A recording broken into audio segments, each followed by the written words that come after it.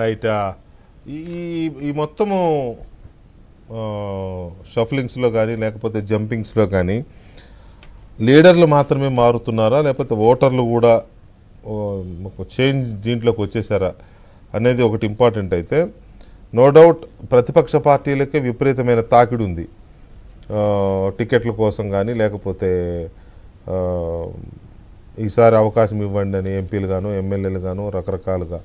లేదు ఇప్పుడు ఎమ్మెల్యేకి ఇవ్వకపోతే మరి అధికారంలోకి వచ్చినాక ఇంకొక పోస్ట్ ఏదైనా ఎమ్మెల్సీ రాజ్యసభ వాటెవర్ కార్పొరేషన్లను అవి ఇస్తామన్నా సరే హామీ ఇస్తే వస్తామని చెప్తున్న వాళ్ళు చాలామంది వస్తున్నారు. ప్రత్యేకించి తెలుగుదేశం అండ్ జనసేనలోకి ఎక్కువ కనపడదు. తెలుగుదేశం అయితే ఆల్రెడీ క్రౌడెడ్ అయిపోయినట్టే ఉంది, కానీ రాజకీయాల్లో ఎంతమంది వచ్చినా తీసుకోవాలి కాబట్టి వాళ్ళు తీసుకుంటున్నారు. వాళ్ళకి అవకాశాలు హామీలు వెల్లువ. అలాగే జనసేనలో కూడా ఇవాళ ఒక ఎంపీ గారు వెళ్ళారు, ఆల్రెడీ మొన్న ఒక ఎమ్మెల్సీ వెళ్ళారు.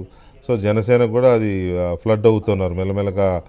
సెకండ్ గ్రేడ్ లీడర్షిప్ వైసీపీ నుంచి అటు చాలామంది వెళ్తున్నారు. ఎందుకంటే టీడీపీలో క్రౌడ్ అవుతుంది కాబట్టి జనసేనలో ఛాన్సెస్ దొరుకుతాయి, వాళ్ళకు వచ్చే సీట్లు కూడా ఉంటాయి కాబట్టి కొన్ని పొత్తులో భాగంగా ఎన్నో తెలియదు మనకి వస్తాయి కాబట్టి అక్కడే ఉన్న అవకాశం దొరుకుతుంది, లేకపోతే జనసేన పార్టీ పరమైన అవకాశాలు దొరుకుతాయి. ఇట్లా ఆలోచించేవాళ్ళు ఒకటి. తర్వాత కాంగ్రెస్లోకి ఇప్పుడు ఆల్రెడీ 2 ఎమ్మెల్యేలు కాంగ్రెస్లోకి వెళ్ళిపోతున్నారు, చెప్పారు, ప్రకటించారు. రేపు 21వ తేదీన షర్మిల గారు కాంగ్రెస్ పార్టీ ఆంధ్రప్రదేశ్ శాఖ అధ్యక్షురాలుగా బాధ్యతలు తీసుకుంటున్నారు. బాధ్యతలు తీసుకోగానే Mangalagiri MLA Alla Ramakrishna Reddy and Kapu Ramachandra Reddy Rayadurgam MLA ఇద్దరు వైసీపీ ఎమ్మెల్యే సిట్టింగ్ ఎమ్మెల్యేలు. కాంగ్రెస్ పార్టీకి 2 సిట్టింగ్ ఎమ్మెల్యేలు వెళ్తుండడము కొంత చర్చనీయాంశమే. ఎందుకంటే అఫ్కోర్స్ వీళ్ళిద్దరికీ టీడీపీలో కానీ జనసేనలో కానీ ఎంట్రీ లేదు, అంతవరకు పక్కా.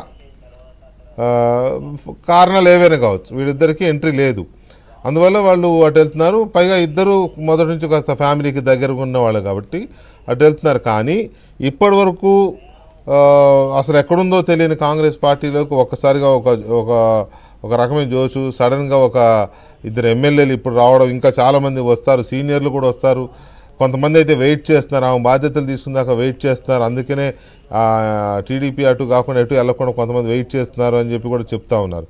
సో ఎలా ఉండబోతోంది, ఇంకా ముందు ఎలా ఉండబోతోంది, కాంగ్రెస్కి ఎంతమంది వెళ్తారు, బీజేపీలోకి ఎంతమంది వెళ్ళబోతున్నారు, టీడీపీ జనసేన క్రౌడ్ అవుతుంది, అక్కడ పరిస్థితి ఏంటి, టోటల్గా వైసీపీ ఏ స్థాయికి వెళ్ళబోతోంది, ఈ అంశం